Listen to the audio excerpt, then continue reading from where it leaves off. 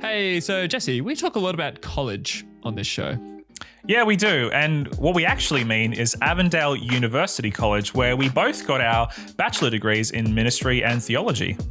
Yeah, and that's also where we became buddies and we lived in the dorms, we ate at the caf, walked to class in the sunshine. It was great. It was great. We had late night Macca's runs, we led in worship, and we also met some of our closest friends there. Absolutely. Probably one too many late night Macca's runs for me. But, honestly, studying at Avondale was the best. And we're so stoked to say that this episode is sponsored by Avondale University College. Called to make a difference? Called to beat Avondale.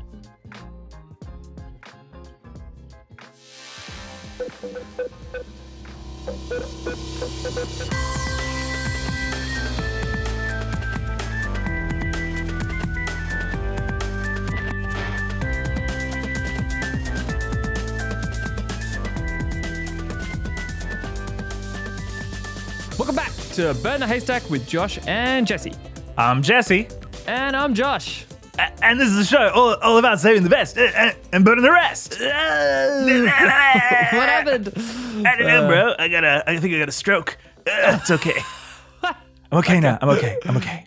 Okay, he's good. He's back. Hey, speaking of being back, welcome back, but we're also back. This is the first time we're recording in 3 weeks? 4 weeks? Yeah, something like that.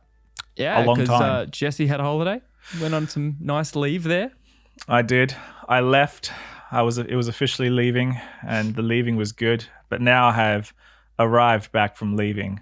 I've no longer left. I'm all right. I'm all right now. I have unleft. It's such a funny word, leave. I'm going on leave. I shall take my leave now.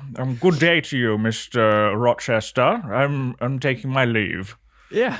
Well, I mean, we could say leaving. Why don't we say, but maybe that would be confusing. It's like, are you leaving for the day or are you leaving for 2 weeks? I am leaving, sir. Annual leaving. Annualing leaving. I'm sick leaving. I'm grief leaving. I am mental health leaving. I don't. What other situations do you leave under? Anyway, the point is, yes. I'm fake sick leaving. I have a friend who recently had to take some leave because they were attending a function, and they were telling their supervisor ahead of time, "Oh, I'm going to need to take leave for this day to go to this function." And the supervisor was like, "Yes, you do look like you'll be quite sick on that particular day." 3 months from now. It's like, yes. Yes. Looking a bit pale already. Yep. No. But no, it's good to be back. Yeah, had a good holiday. Didn't have, it wasn't all lazing by the beach holiday, but that's okay. I kind of get a little bit restless if I'm not doing anything. But it was good to not do something for quite a while. And then good to get back into doing stuff. So it was cool, but it's good to be back.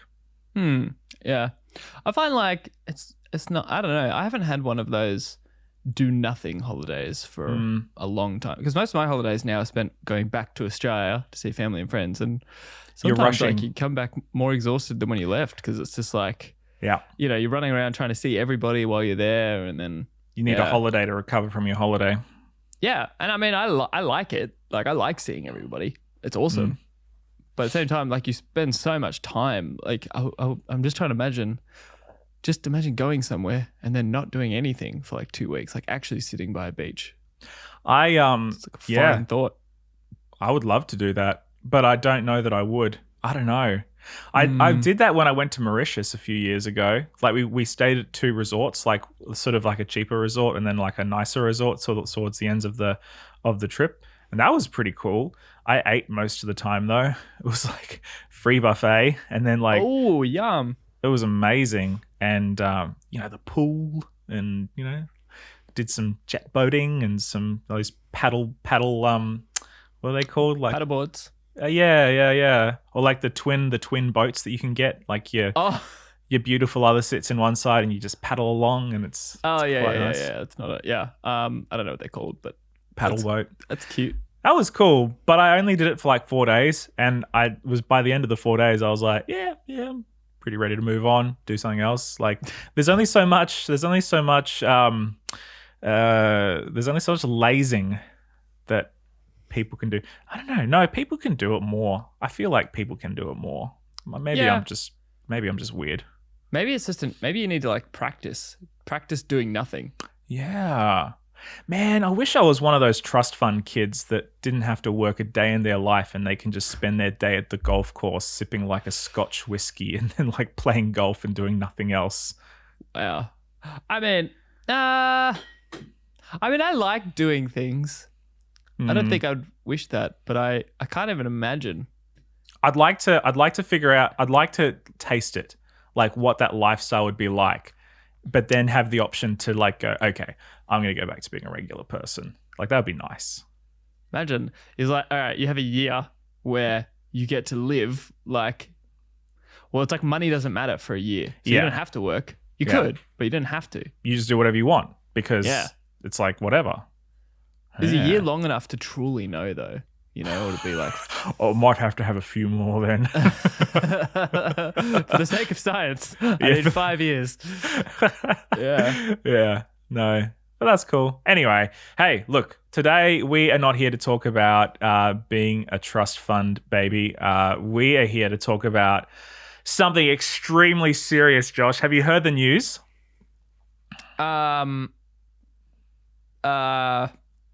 It's okay. You can say no. No. Okay. The Sunday law is coming. Oh. Did you know that, bro? It's happening. I've heard it on the grapevine. How many times? Okay, serious talk now. How many times throughout your lifetime have you heard that phrase, Sunday law is coming, in whatever, like, you know, different language, but that idea that Sunday law is just around the corner? Okay, I've definitely heard it a lot more since becoming a pastor, obviously. Probably, oh man. Okay, there were times when I was hearing it like on a fortnightly basis, depending on what was happening in the news. Dude. But lately it's probably just been a few times a year. Just a few times a year. Yeah, so maybe that's pretty casual compared to most. No, maybe more, I don't know. I'm only remembering that a few times a year. Yeah. It's been a lot for me. Like, I shouldn't say me. Like, it's not like anybody's like directing this specifically to us, but like it's one of those things that's in the ether of like the Adventist understanding, the Adventist psyche, the collective brain sort of waves, and the way that the biological sort of organism that is the Adventist church is kind of like part of that foundation in a way. I think you would say I've heard it alluded to more times. Yeah. Like people just say like, you know, what's on the horizon kind of thing. And they're not outright, they could be saying other things, but I'm like, you're probably talking about Sunday law. Yeah. Yeah. It's definitely something that I grew up with, hearing about all the time. And you know, it's funny because though Adventism, Seventh-day Adventism is a fairly monolithic sort of, at least a lot of conservatives would like to have Adventism as a fairly sort of monolithic, okay, this is what we are and this is what we believe and we're all kind of the same, we're all kind of going in the same direction. I do find it funny how this idea of end time events and the things that are all associated with end time events have all kind of collated together. And we've kind of picked up this and that and the other thing from different traditions. So like we in the Adventist church would maybe emphasize a universal Sunday law, which is what this whole episode is about, by the way, if you hadn't already picked up on that. But other faith traditions might emphasize one world government or microchipping or, you know, whatever the case may be. The World Bank. The World Bank, one world government, a tyrannical power that is going to take over every institution and every government and is going to rule with a dictatorship fist, and it's going to be 666 is their number and all that. The reptilian overlords living in their moon base. And that's a real theory, by the way, ladies and gentlemen. Don't spend too much time on it, but if you want to know, his name is David Icke, and a lot of people take it way too seriously. So, And I, for one, welcome our new reptilian overlords. And this I've always reporter... felt a bit of cold-blooded myself. What is that? Anyway, sorry, everyone. But yeah, no, it's so funny. It's so funny, man, because growing up, I was inundated with, I had quite conservative parents, and that's nothing bad against them, but that's sort of the world that I grew up in. Yep. This was the stuff that we talked about. This was the language that was always used. These are the presentations that we attended as children, and these are the conversations that we had around campfires and around lounge rooms growing up in the church, were around this idea that world leaders are conspiring behind the scenes to bring about a one world government, to institute a national Sunday law, to make sure that everybody signs up for this mark of the beast, whether it's a microchip or if it's a artificial intelligence thing, or it was always something different, right? Like, I don't know. Yeah, it changed a lot. And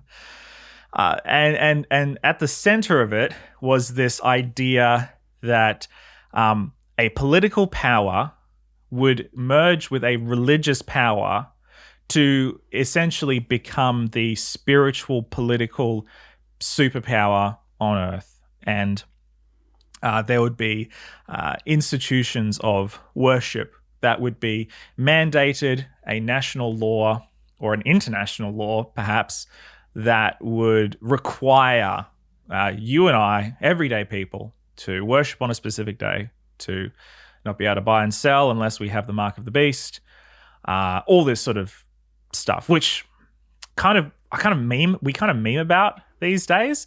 But there are still people who very seriously in our church still preach this message. Oh, a lot. I know there are people who listen to this podcast who seriously, absolutely, are really into this, and this is definitely not to disrespect anybody or any of that sort of thing. And I think I would say it's definitely a valid interpretation of scripture. You know what I mean? Like, I can see how you get there, is what I'm saying. Yeah. Right. And look, we as Adventists, we have a very specific way of looking at prophecy. We have a historicist view, which I don't think a lot of people quite understand what that is, even if they are Adventists. But if you don't know what a historicist view of prophecy means, it's basically that you look at the Bible on one hand and you take a newspaper on the other hand and you try and marry up what's happening in your newspaper with what's happening in Scripture. It's this idea that all prophecy points to historical events that have either already happened or are going to happen.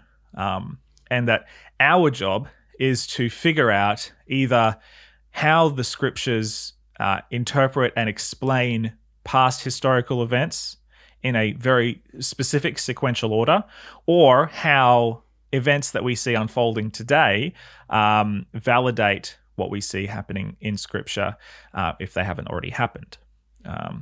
So we have a very specific understanding of Scripture and of prophecy specifically within this historicist viewpoint. And we use that as one of our big strengths. Like, one of the things that I was taught from a very early age is how Nebuchadnezzar's statue in the book of Daniel relates to world empires, the rise and fall, starting with Babylon, ending with sort of a divided Europe, from the golden head to the iron and clay feet, and all the empires that were kind of in the midst of that, from the Medes and the Persians to Greece to Rome to, further on to the divided Europe. They all fit within this theological, eschatological framework of, okay, such and such is on power, and then the next comes through and they are represented perfectly, and we see this, and then we can say, hey, Scripture it's trustworthy, it's reliable. We can rely on prophecy to reveal what's happened in the past, which gives us confidence to be able to interpret prophecy for what's going to happen in the future. So that was my understanding. That was sort of what I was taught from a very early age about how Scripture and how prophecy works. Was it similar for you, Josh, or was it sort of different? Yeah, I've actually always really liked the Daniel 2 prophecy about the statue. I've always thought it was. I still think it's cool now. How it's, yeah, I don't know, like it's shockingly accurate, I guess, is the way I would describe it. Mainly because I got to a stage where I was like, oh yeah, that's pretty cool. I'm sure it doesn't really work out that neatly. But then I Googled it, did research for myself, researched it myself, which is such a meme to say in itself. But you know what I mean? Like I looked into it in my own time and I was like, wow, I'm actually really impressed by this. So I think it's, yeah, the prophetic voice of scripture is something like for me, Daniel 2 gives me a reason to take note of the prophetic voice of scripture and to take it seriously. But when I say that, I mean, a lot of people can draw different conclusions of what I mean by that statement, I guess. But for me, at least, because maybe I didn't grow up with it as much in a traditional sense, but I grew up with that in mind, that like, hey, scripture does have a prophetic voice and we have a responsibility to actually look, understand, interpret. What's the English? Interpret. Yeah. Interpret. Yeah, definitely. Which brings us to this article that we will share in the show notes, and it's entitled "Universal Sunday Laws and Adventist Doctrinal Intransigence," which, as I just read it, I don't even know what the word intransigence means. Do you know what the word intransigence means? Nope. This is great time for a quick Google. All right. On Google, it says, intransigence, noun, a refusal to change one's views or to agree about something. Okay. Cool. Okay. That's so funny. I didn't even realize that word. I don't even know what the word means. But anyway. I honestly, when you sent me the article, because Jesse found this article and sent it to me, I think I just ignored that word was even there because I'm like, it's just like it doesn't exist in my mind. I think I did exactly the same thing, which is ironic. I linked to this article from a different article because this is a column written by Matthew Quarty on Spectrum magazine. Intransigence, doctrinal intransigence, I assume means a refusal to change position on a particular point of doctrine, which is... And I should just say, some of our listeners might not know Spectrum magazine, so I think we should just quickly add. It's a Adventist magazine, and I think the whole thing is it's meant to be various views on the Adventist spectrum. You know, so it's like that. Their little slogan is community through conversation. So I think it's the idea of having different viewpoints and that sort of thing. It's like a forum where people can share different views. And I find a lot of value, to be honest, from different articles I read on. I don't read every single article that goes on Spectrum, but I find a lot of value from the ones that I do read on there. So anyway, just a good resource. Yep. If you guys are interested. Adventist Forum is the publisher of Spectrum, and it's an independent, non-profit organization tied to the church, but not. It's not run by the church. Yeah. So, just something to point out. This is not content from the Seventh-day Adventist Church, but rather by a non-profit organization that is tied to the church, but is independent nonetheless. So, very much the realm of opinion, which is exactly what a column is. So, interestingly enough, Matthew Quarty, he writes this column and he starts out with something which I don't think is super controversial, but I think it is important for us to note that there aren't any or that many contemporary Christian denominations that are as tied or associated with the second coming of Jesus as the Seventh-day Adventist Church, which is quite interesting. I don't know. It's something that which I think. I mean, it's in the name, right? Yeah, like there aren't really. Off the top of my head, I don't know. Maybe I can't think of any denominations whose name it revolves around the second coming of Jesus. Definitely not organizations or denominations that want to be held seriously as a mainstream Christian denomination, right? Like there, you can talk cults and, you know, really underground sects that probably have just as much to do with Jesus' second coming as us. But, you know, definitely the Adventist Church wants to be held seriously as a legitimate Christian denomination. So, yeah. So, cool. So with that in mind, he goes on to talk about how we as a church have our roots in the Great Disappointment of 1844. In fact, 176 years have elapsed since that Great Disappointment. And we as a church have really built our foundation around that Great Disappointment. And he asserts that we probably, more than any other church in Christendom, I'm quoting, have looked to the signs of the times to calibrate the closeness of the hour. Other denominations have been similarly engaged in this practice, but none have been as persistent and shown as much devotion to finding predictive markers for the second coming as Adventists throughout our history. I suppose we do this in part because of our historicist approach to eschatology, an approach which seems to have bound us to specific events latched onto when we were developing our initial hermeneutics, end quote. So in this opening, I think fairly standard, he talks about how our church is founded on this idea of Jesus' second coming. We still hold that as a fundamental tenet of our belief, and that is, you know, really central to who every Adventist is. I mean, that's, you know, the songs that we sing and the ideas that we hold. It's all pointing towards that idea that Jesus is coming soon. It's huge, really. It's it's really like part and parcel of our like gospel message, really. Like we preach Jesus's life, death, resurrection, you know, for your sins, but we always finish it with, and he's coming again soon. Do you know what I mean? Yeah. It's like the final part of when we share the gospel message, our angle on it.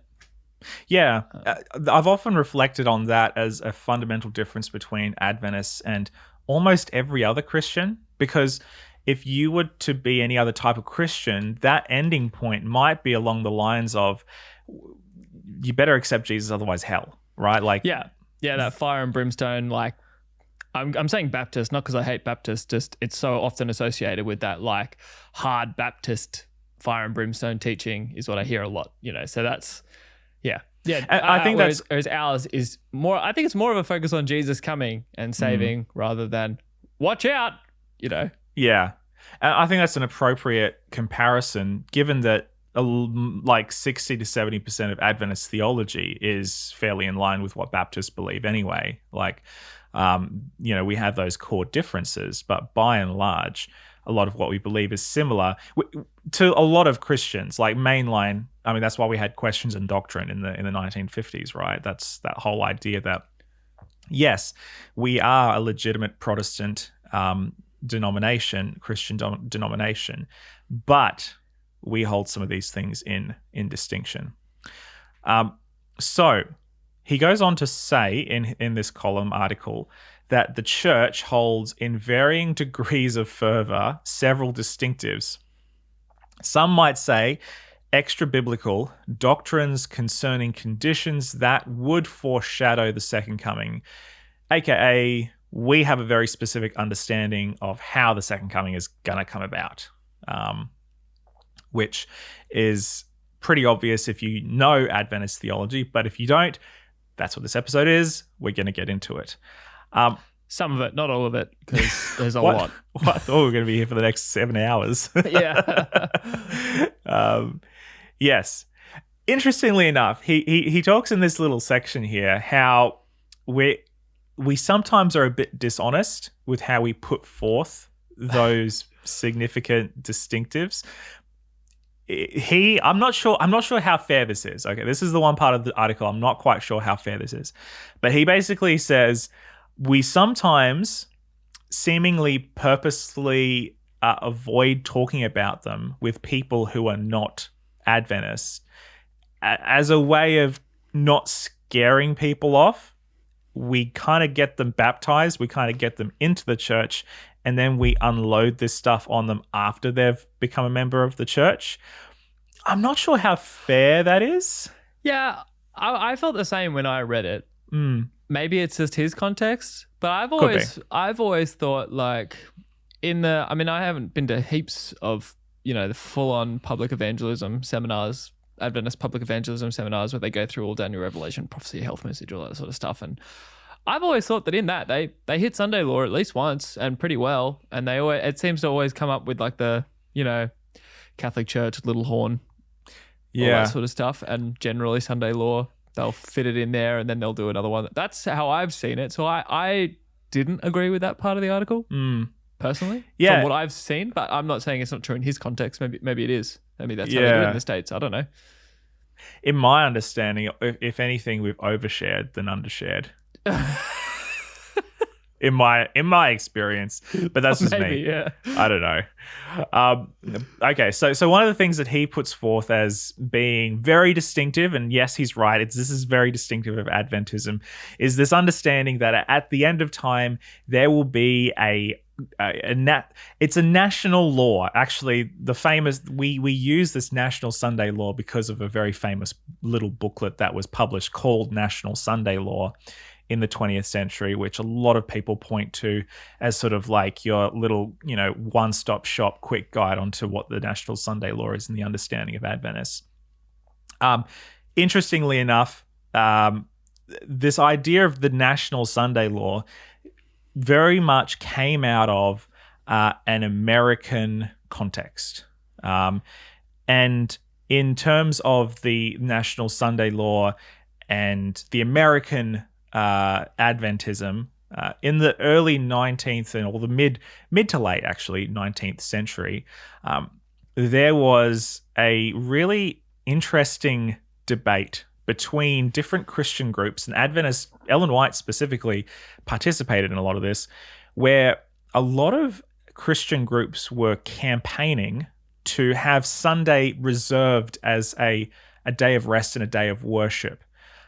Many of the early Christian groups who were campaigning against alcoholism and all the evils of the time, they were wanting Sunday to be legislated in as law to be a day where people could worship and businesses could not be opened.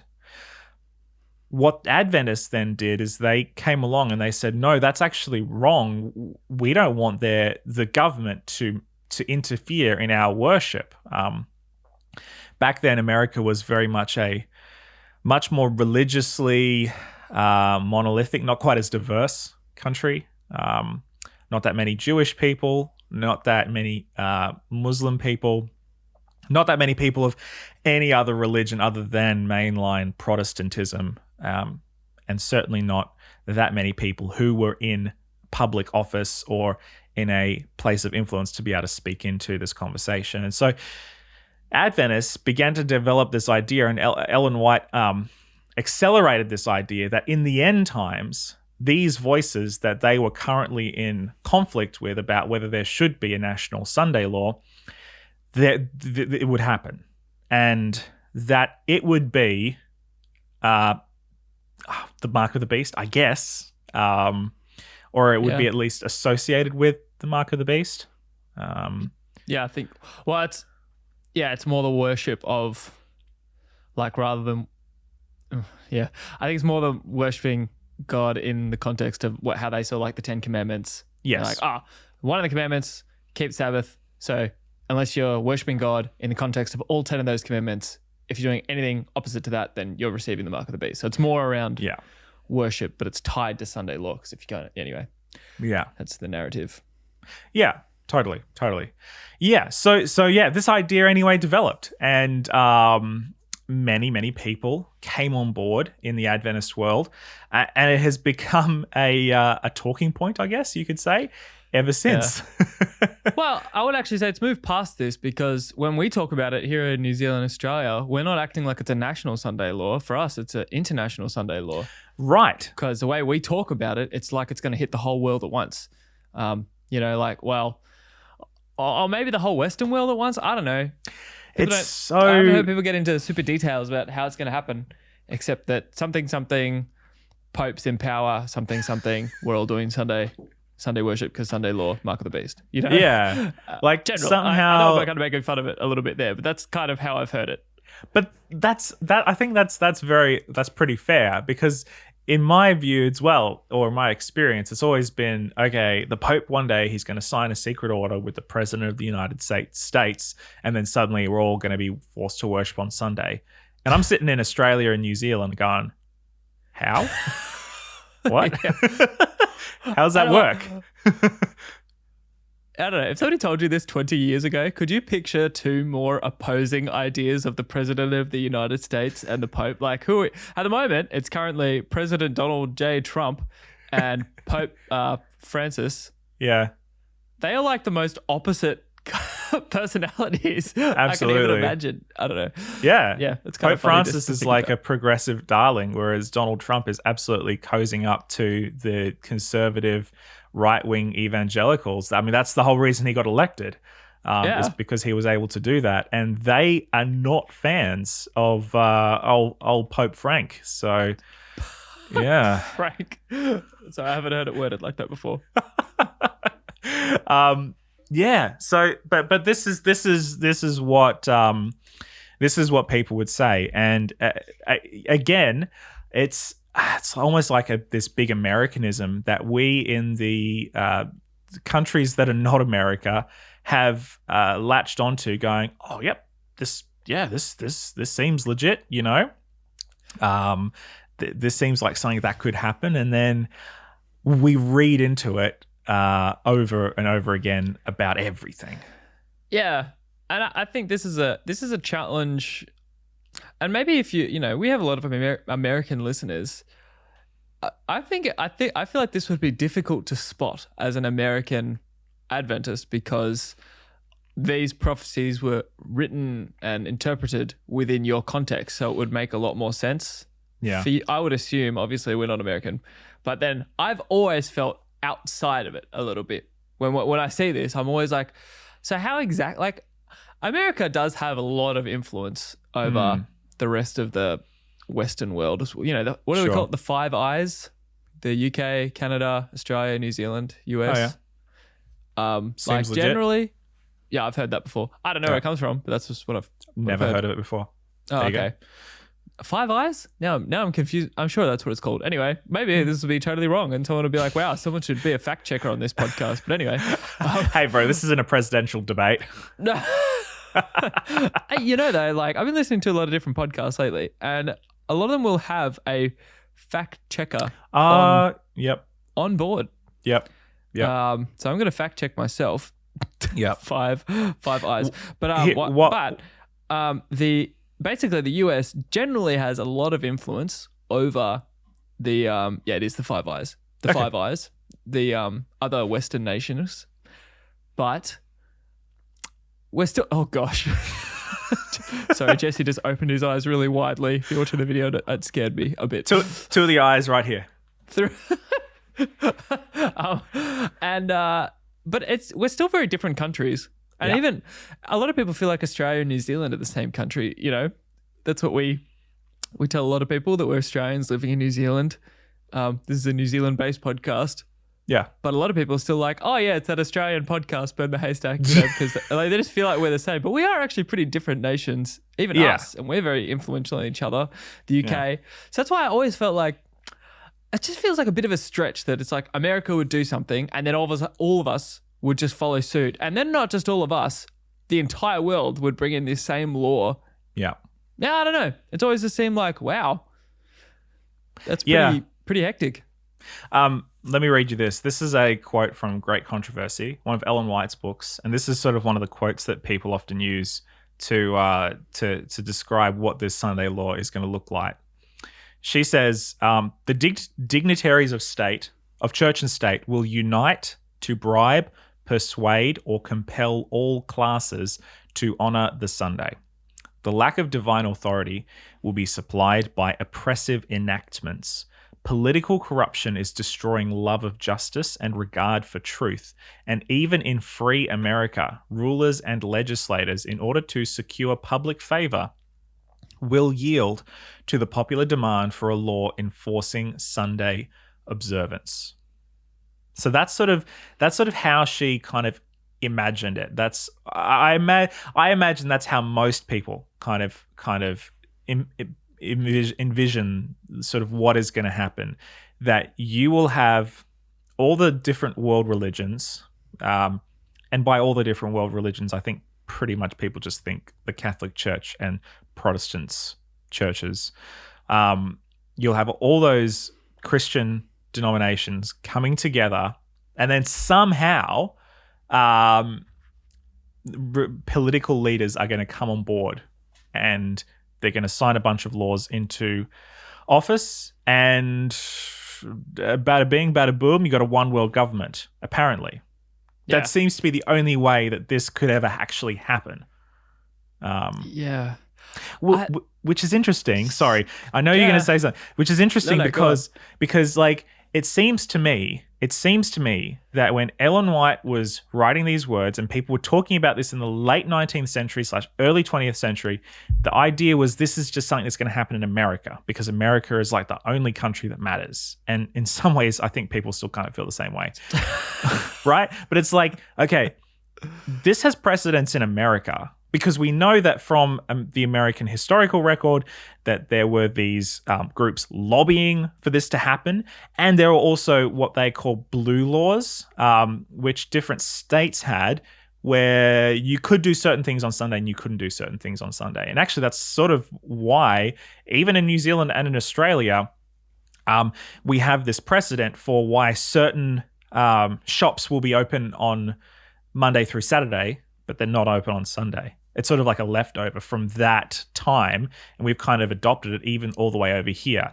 Like I remember being a kid growing up in New South Wales, and I'd go to Western Australia to visit my mum's family over there, and we go to the shops on Sunday and everything was closed. And I'd be like, what? Why? You know, everything, all the shops are open on Sunday in New South Wales, but why not in Western Australia? Oh, bro, it was the same growing up country Victoria. My parents' retail business. Open all week, never open on Sunday.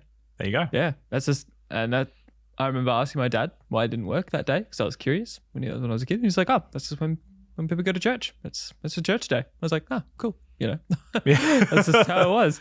Yeah, and which I found interesting because then I'd go to church on Saturday, but I didn't really link the two together as a 5-year-old or whatever. But yeah, anyway, yeah. So. Look, in the consciousness and in the historical context of the late 19th century, one thing that we don't actually realize today is that in that time period, in the 1880s, it was fairly routine for Seventh-day Baptists and Seventh-day Adventists to be singled out and jailed for working on Sunday. It was something that happened. And so, of course, people would go, you know what? This could become a national thing, and we could actually be persecuted for being Sabbath keepers and Sunday deniers. I don't know. Yeah. You know? So it makes so much sense in that context. Yeah. And yet, it does seem out of fashion and a little bit out of touch with the world that we live in right now. I would agree. I feel awkward saying that because it's so embedded in our culture. Yeah. And we might cop flack for this. We probably will, but I want to clarify, okay? I'm not saying that Sunday law could never happen, an international Sunday law, because COVID-19 has taught me to be like, anything could happen. The world can change really quickly. And we are not political analysts or in any way, shape. We do not have the authority to make a call like that. We're just seeing We're just talking about how we see things right in this moment, this cultural moment. Wait, you're not a political analyst? What have I been doing this whole time on this show? Wasting my time as a political analyst? No, okay, sorry. No, but yeah, but that's the thing. I think for me, I've felt like, okay, this season has taught me the world can change quickly and not always how you expect it to be. That's it. But yeah, I just feel like the idea of an international Sunday law just seems so just far-fetched from the world we're seeing right now. Yeah. I don't know how it could happen. Could it happen? Sure. Yeah. And should we be prepared for a trial like that? Yeah. You should be solid enough in your own beliefs to know that there will be trials for a believer. You know, that's pretty clear cut from the teachings of Jesus. That you'll have many trials in this life, and so we need to be prepared for any trial like that. But it would just be, I don't know. I'm just thinking, like, is it time to maybe just look again and think, are there other ways of seeing it? Because as well, I don't know if you realize this, Jesse, but worldwide, not everywhere has the same weekend. So it's true. In America, New Zealand, in a lot of countries, the weekend is Saturday, Sunday. Working week is Monday to Friday. But there are some countries out there whose working week is different and their weekends are different. I'm trying to remember off the top of my head, so I'm just going to quickly fact check. Aha, here it is.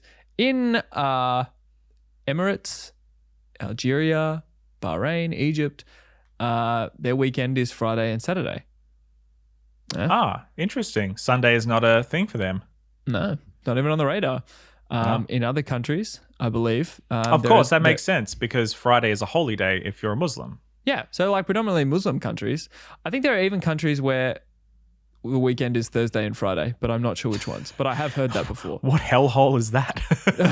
Whoa, man. Sorry. Hey, you don't know what it's like. Maybe it's really nice. Maybe it is. Thursday, best day of the week. Yeah. Well, if it was your weekend, yeah, I guess.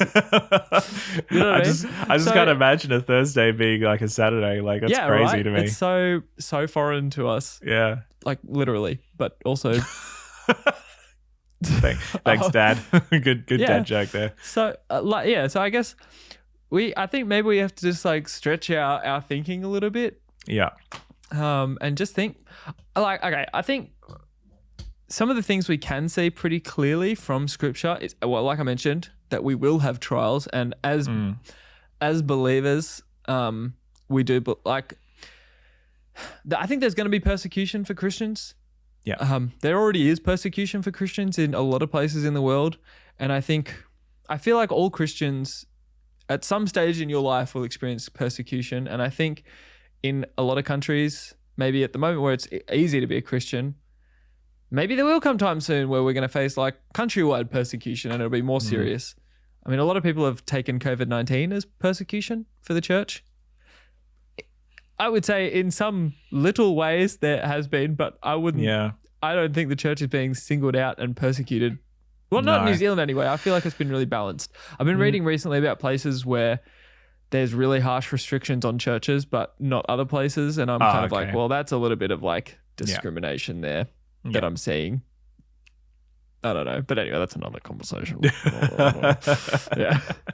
I think for me, the sticking point for Sunday law has always been this idea, and he talks about this at the very end of this column. Again, if you just want to read the column, you can go ahead and you can see this more eloquently than I can represent. But he basically ends this by saying, and I agree with him, the main problem is that Sunday law paints Seventh-day Adventists as the good guys, with everybody else being the bad guys in this situation.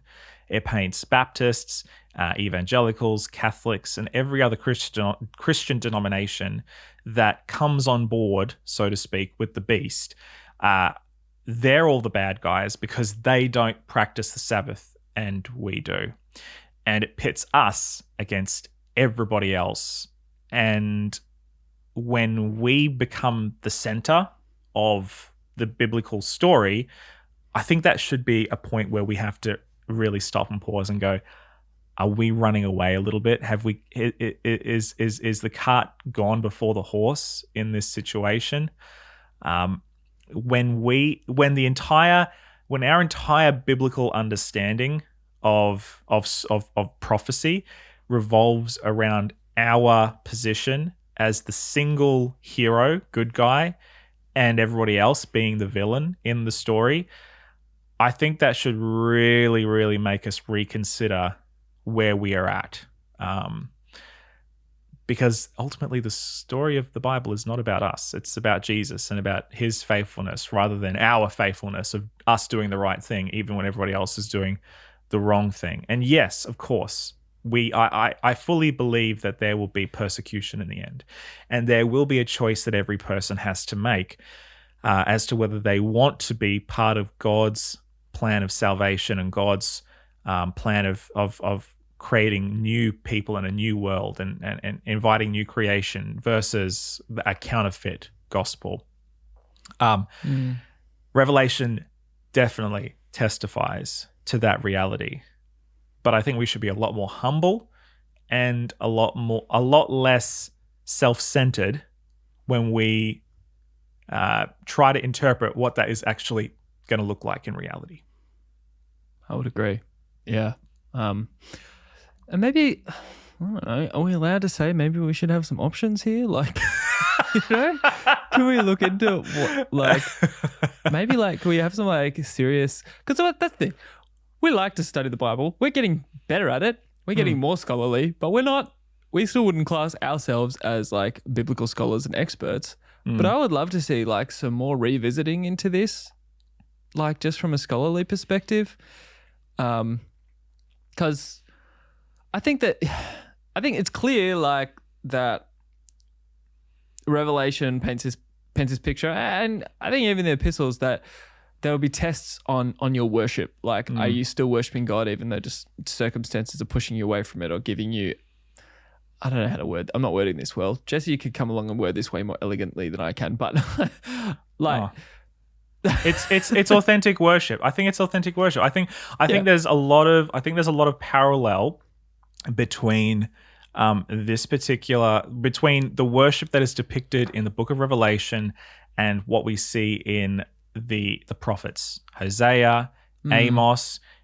I think there's parallels there between the beastly worship that we see in Revelation and the compromised, hypocritical worship that Israel finds itself involved in those particular stories, where it's all about politicizing, and it's about power and empire, and it's neglecting the poor. It is neglecting justice.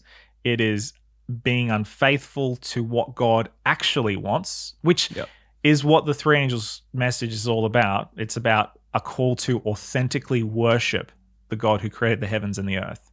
And I think that's if we go to the very end of Revelation and we want to conjecture about what the final push, the final conflict, the final fight is going to be about, I think it's going to be about authentic worship and an entity that puts itself forth as a source or as the one who can direct people to authentic worship, but is completely compromised morally, spiritually, politically, the whole thing. Very well put. And very long-winded. I'm sorry. But well put, so it doesn't matter. And I don't know. And this is, I think for me, where sometimes, not all the time, but we hear these parts of prophecy being preached and stuff in our churches and at these things, and sometimes it just feels like they've removed themselves from reality in a lot of ways. Yeah. For example, and I'm not hating on anybody, I get it. But okay, I was listening to a prophecy message recently, and they were preaching about how bad the world is and it's getting worse and worse and worse all the time, which in some aspects, our world is getting worse and worse all the time. But they specifically use the example of poverty. And I thought to myself, okay, that's just factually untrue. In the last 15 years, India alone, I read this in a Forbes magazine last year. I could try and find it, maybe we can link it. India alone has pulled 176 million people out of poverty in the last, I think, 15 years or last decade. Yeah. That is a crazy amount of people to be pulled out of poverty. Yeah. I heard, I didn't read the book, but I saw some reviews and articles on it. Steven Pinker's, I think it's called Angels of Our Better Nature, talking about how actually the world is better off in many different areas. One of them is poverty. One of them is nutrition. One of them is wars, frequency of wars, and the effects of wars. And these are things that are all on the uptick. So we actually are not worldwide. If you were living below the poverty line, then you are in a much smaller minority than you would have been 20 years ago. So yeah. Wow. Yeah. And so that's the thing. I'm just saying, like, and I'm not saying they shouldn't. I think in a lot of ways the world is getting worse. I think mental health is just yeah. There's a lot of help these days for people with mental health issues, but in the same way, like, yeah, there's, what I'm saying, there are ways in which the world is getting worse, and that should be shared from the pulpit, especially in these public evangelism. But we should at least fact check ourselves first. We should at least share about the things that actually are getting worse and not saying, look, this is getting worse. And that's what I think, like, when we talk about things like Sunday law and when we talk about these other prophetic things that we have and we get so hung up on our own interpretation, I don't want us to be so removed from our current reality, because that I don't even think aligns with our Adventist historical interpretation, because our whole interpretation is based off what is actually happening in the world right now, what is Scripture speaking into it, and what can we understand about what's coming next from this. Yeah, their interpretations, sometimes we might have the feel for it, but we're not quite there. You know what I mean? Maybe there's a bit of lens focus. I mean, I heard somebody saying the other day to me that they were thinking, what if it's not Sunday law? What if it's Friday law? What if it's like Muslim, like, what is it called? You know what I mean? And I was Sharia like, law. I have no idea. I don't know. I haven't looked into it, but maybe that's something. And I'm not saying that, like, I love my Muslim brothers and sisters, you know what I mean? But I'm just using it as an example that maybe it could, because like you can see in those countries where it's like, well, the weekend's a whole different day. Maybe there's... I don't know, just room for us to look around again. I think it's one thing to get our facts right. Like, we got to get our facts right no matter what the case is. But especially in a post-truth world. But I think it's another thing to continue using outdated and old arguments and conjecture. Like, just that whole idea of the world is getting worse and worse and worse. And our whole... Man, this sucks, but it's in some ways our whole eschatology hinges on that idea. Like, I remember having some conversations with people on Facebook, so I don't know if that you can really count that as a real conversation. Like when when Steven Pinker's book came out, and people were like, "Oh shoot, wait, what does that mean for our eschatology? I thought the world had to get worse. Is it a bad thing that the world is getting better?" And I was just like, "What?" It's a bad thing that the world is getting better? Like, it just seems so upside down and backwards that we would actually have that response of, oh snap, there's somebody that's saying the world is actually getting better in some ways. I don't like that. How weird is it? Like, what have we arrived at that's problematic for us? You know what I mean? Yeah. Like, now again, I want to say COVID-19 has taught me things can change so quickly. Next year, the world could be way worse. And we could say, yes, the world is getting worse. Definitely. Something could happen. Sunday law is on the horizon for all of us. I'm not saying any of this is not going to happen. I don't know. Yeah. I'm just saying, like, I want us to just make sure we're really looking around and using like actual data, I don't know. And I'm not like a, what's the word? I'm not like some mad statistician or like. But no, look. Here, okay. Here's what I'm sick of. I'm sick of going into Adventist churches and hearing the same message, using the same talking points and the same ideas, the same data, even if that data's wrong.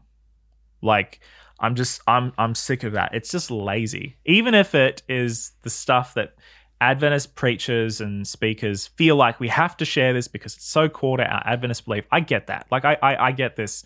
You know, if it's what you were raised with, if it's what you feel is the right thing to share because it's what we've always talked about, sure. But at least let's have the courage and let's have the intelligence to be able to look at the world honestly and intelligently process what is actually happening, the actual data, rather than just using the outdated stuff that either no longer works, is problematic or offensive, or it's just wrong. Yeah. You know? I would agree. Yeah. Yeah. And then I think that will help us with our prophetic understanding and interpretation too. Like way more. Once we, when we're not like putting ourselves in a bubble and trying to force something that we've always said to look more correct or whatever, which sounds horrible to say, but yeah. I think when we look around, I think it's going to give us a better voice to speak to today's culture. If we're actually speaking, like climate change, for example, that is I know, and maybe some of our listeners are climate change deniers, whatever, I don't know. but like that is like 100% like what's the word I'm looking for? Like scientifically backed data. Yeah. Time and time over of exactly how the world is like progressing in a negative direction. Yeah. And we're seeing the consequence of that with natural disasters and all that kind of stuff, and with some area of the world's becoming more and more inhospitable because of it, all that kind of thing, which will have in-turn effects of poverty and all that kind of stuff. So but I would like to hear if somebody used that to show, like here we see the prophetic voice of Scripture, But see, that the problem with that, Josh, is that we've gotten ourselves into a corner with climate change, because for so long we've preached that climate change is a ploy used by the left, the radical left, and the Pope to force a one world government under this guise of halting or slowing down climate change. So we actually can't engage with the real and the scientifically verified data of climate change, because we would have to go back on the claims that we have made that climate change is going to be a ploy by which the Sunday law and the one world government will come through. Oh my God. We are going to do an episode on climate change. I'm making the executive decision right now. We might even do a few episodes on it. I don't know. Yeah. We'll need a meteorologist. If anybody knows a meteorologist, get them in touch with us. I don't know a meteorologist. I know a ecological scientist. No, that's not the word. It's very I don't know. I know someone who knows stuff about nature and science. If you guys know Dan the Weatherman from TV, well, Dan would be fantastic. No, I that's interesting to me. I don't think I've heard. I've heard that narrative in a very small, but I didn't realize that's like. Would you say that's mainstream Adventist teaching that's come out of, or is that random independence? Is now it's becoming adopted into mainstream? I don't know. I think maybe more the latter. Yeah. Yeah. See, that's problematic. I think. I agree. And we've made an enemy out of something, and tried to deny something. Yeah. That could actually be the prophetic an unraveling of a prophesied event. You know what I mean? Unraveling, like it's an unfolding. That's a better word. Yeah, the unfolding of a prophetic event. And we've been like, oh no, it's not even real, which is so weird because we're the ones who are sitting here saying, Jesus is coming soon. Look at the prophecies. What the heck? How weird is that? Yep. It's all a mess, man. It's terrible. Yeah. So I don't know, guys. This is something we're wrestling with, and it's weird that I'm nervous about this because it's like you can't question Sunday law, Josh. Yeah. I know. Yeah. You just can't do it. And we're recording this, and when it goes live, Jesse knows I'm going to have a mad anxiety attack and message him about it. And then he's going to be like, should we take it down? Should we take it down? But there's the thing. I think we need to open ourselves Yeah. up to say, this is an interpretation. Can we keep interpreting and keep honing in on it? Not just saying this is how it is. I think that possibly, no, I definitely think 100%, without a shadow of a doubt, National Sunday Law and the discussion around it was 100% valid in the time and the era that it was created in. I definitely think that. I agree. Yeah, within Ellen White's world and within the world of the developing American Republic, it's something that was very, very valid. I do question where we are at now. I am not Australian. I am not American. What? I'm not American. Ladies and gentlemen, you heard it here first. Breaking news. Kia ora, bros. I'm now a Kiwi and always will be a Kiwi. Chubro. All right. Anyway. I'm not American. Josh is not American. The vast majority of Seventh-day Adventists living today are not American. True. Forgot about that. And do not live in America and probably will never visit America. And so my caution for us is the things that we teach as gospel truth, alongside the actual genuine gospel truth of Jesus Christ and Him crucified, the things that we teach as though they are 100% a part of that gospel message. Do we have biblical precedent for them? Do we have to look outside of the Bible? Even if we have to use Ellen White. Again, I don't want to diminish Ellen White's influence on the church. But if we have to go outside of the Bible to verify and to make certain a theological position, and if that theological position features and relies on something which is either culturally obsolete or relies too heavily on something outside of your own country, whether you're listening to this living in the Philippines or Sao Paulo or Norway or whatever, if what you are teaching is completely reliant on something that's going to happen in America or Europe or wherever, I think we should just be really, really cautious about saying this is the absolute gospel truth, because I think we've spent far too long riding on the coattails of our historical ancestors and not taking what they have said and actually applied progressive truth, present truth to that particular position and developed it the way that it should be developed. For goodness sakes, the church had to go for 300-400 years before we could figure out the doctrine of the Trinity. So if that's how long it takes for the collective Christians to figure out how we understand the Trinity, then how much longer is it going to take us to figure out something as esoteric and unknown as this particular point? Well, how long did we, the global church, get stuck in a place without salvation by faith? Yeah. Like, I don't even know. Like, yeah. Hundreds, 1,000 years maybe? I don't know. Yeah. Yeah, like before Martin Luther came along. You know what I mean? Like we can get stuck in these ruts. And I guess could Sunday law happen? Yeah, totally. Why not?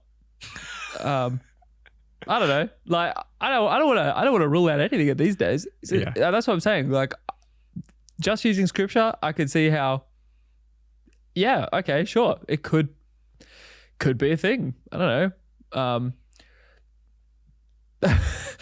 But at the moment we're living in a different reality. There are countries where there was Sunday law and it's being rolled back in Europe. Like it's not even a thing anymore. Yeah. So I think there's like complications, and I think we just need. I would just love us to just own that a little bit and just say, hey, well, maybe let's look again. Let's keep Jesus at the center. Let's acknowledge what the Bible really says, and just concrete ourselves in that. And I don't know. What else do I have to add to that? Ultimately, revelation is a revelation of Jesus Christ. And anything that takes us away from that revelation of Jesus, I think is something that we should really reconsider. If we're at the center of this and not him, then I think we should be really careful about being too overly confident and obnoxious about the way that we interpret scripture. Yeah, I think that's all I have. That's all I have to say about that. Yeah, nice. It's like, hold to Jesus tightly.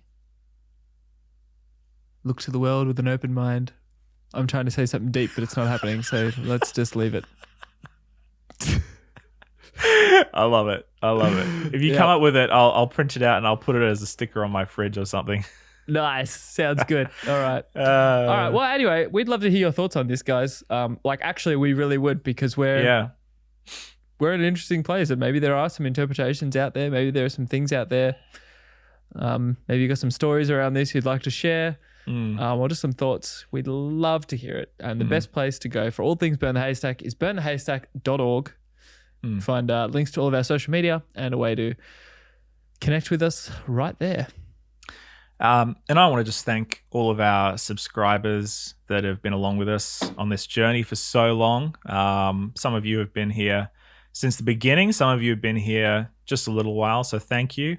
And if you aren't already subscribed to Burn the Haystack, you can just smash that subscribe button wherever you are, whether you're on Spotify, iTunes, Apple Podcasts, Libsyn, or anywhere else. Subscribe. Would love you to do that and share it with a friend. And if you really, really want to help us out even further, leave us a rating or a review on whatever podcatching app that you have, and would love you forever. Yeah. Forever and a day. Conditional. Yeah. Yeah, awesome. All right, well, everybody, stay awesome, stay lovely. That is Josh and Jesse out.